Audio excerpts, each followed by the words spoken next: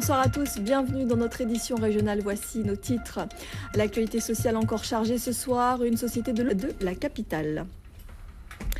Mais tout d'abord, cet incendie à la Grippière à Petit-Bourg. Le feu a pris en milieu d'après-midi dans un champ de canne. 6 hectares ont brûlé, d'importants moyens ont été... Voilà, c'était des images signées Bruno Pencio-Villon.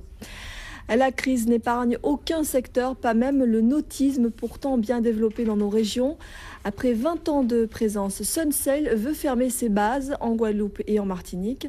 Cette société de location de voiliers est en pleine déroute financière. Le cumul des pertes s'élève à 17 millions d'euros. 21 emplois sont menacés sur les deux îles. Le reportage d'Eric Stimfling. Plusieurs supermarchés Match ont été fermés aujourd'hui, conséquence de l'appel à la mobilisation lancé par les syndicats. Les salariés rejettent le projet de restructuration proposé par la direction qui prévoit notamment des suppressions de postes. Par ailleurs, le comité d'entreprise qui dénonce une procédure à la hâte a obtenu gain de cause devant le tribunal pour le report de la consultation du comité. Le point avec Éric René et Olivier Duflot. Et puis en bref, notez que les employés de la Une Guadeloupe poursuivent leur mobilisation. La chaîne ne diffuse qu'une mire de bar depuis hier. Les salariés affiliés à l'UGTG dénoncent des non-paiements de salaire et exigent des négociations avec leur direction. Enfin, le directeur du lycée agricole tient à réagir suite à la diffusion hier soir d'un reportage consacré à des tensions qui règnent en ce moment au sein de l'établissement. Il conteste les propos tenus par le syndicaliste Raymond Gauthiero qui affirmait qu'une grève pourrait être déclenchée. C'est aujourd'hui le premier anniversaire des accords du 4 mars. Ces accords mettaient fin à 44 jours de conflit et permettaient d'entériner l'augmentation de 200 € pour les salaires n'excédant pas 1,4 SMIC. Pour mettre fin à ce mouvement de protestation sociale, la région et le Conseil général s'étaient engagés à verser chacun la somme de 25 € durant 12 mois. Alors à ce jour, combien de personnes ont-elles bénéficié de cette prime exceptionnelle? Réponse avec Sophie Vangada-Salon et Christian Danquin. Justement, les 12 mois impartis s'achèvent aujourd'hui.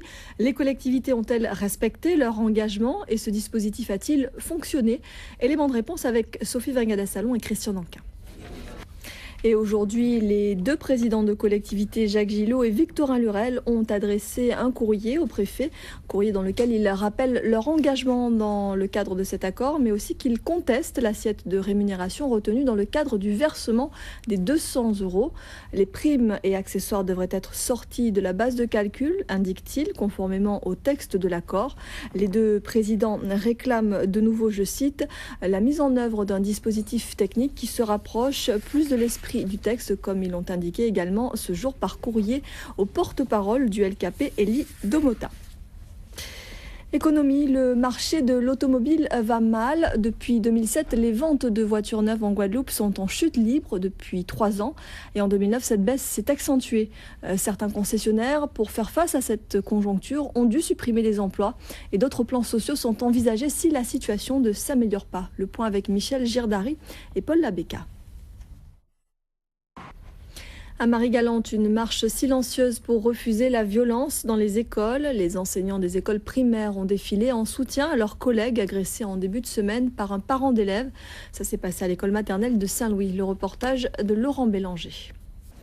Justice et ce coup de théâtre hier soir aux assises de Basse-Terre lors du procès d'infanticide dans lequel comparaissait depuis mardi une jeune femme de 29 ans. Le président de la Cour a renvoyé l'affaire à une nouvelle session, une décision qui fait suite au refus des avocats de la défense de plaider dans la soirée. Résultat, pas de verdict, l'affaire devra être réexaminée. Explication Laura Séné et Ronnie Maletti. Direction le salon de l'agriculture à Paris où les rhums antillais ont été primés. Plusieurs médailles ont été décernées, notamment à des rhums marie-galantais. Des médailles qui permettent à ces rhums de mieux se faire connaître auprès de la clientèle. Et vous allez le voir, les amateurs de rhum se rencontrent désormais dans les établissements les plus chics de la capitale. C'est un reportage d'André Berton et de Jean-Louis Ravalet.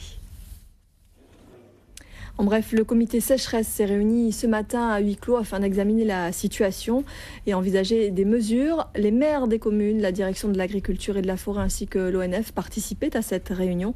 Des décisions seront actées en principe la semaine prochaine. Et place à l'actualité politique, gros plan comme chaque soir sur les élections régionales, c'est carnet de campagne. Un carnet de campagne qui nous est décliné par Alex Robin. Bonsoir Alex. Oui. Merci Alex, on vous retrouve bien évidemment demain à cette même place. Et sans transition, justement, vous cédez votre place à Eddy Nedelkowski qui interroge tous les soirs un candidat aux élections régionales. Place tout de suite à 10 minutes chrono. Et ce soir, l'invité est une candidate. Il s'agit d'Octavie Lozio. Madame, monsieur, bonsoir. C'est un peu de culture pour terminer ce journal avec la deuxième édition du Slam Art qui se poursuit jusqu'au 13 mars. Au programme des ateliers d'écriture avec des slammeurs, bien sûr, des expos et puis un concert très attendu ce samedi, celui du slameur français le plus populaire, Grand Corps Malade. Paul-Henri Scoll et Daniel Quérin l'ont rencontré pour nous.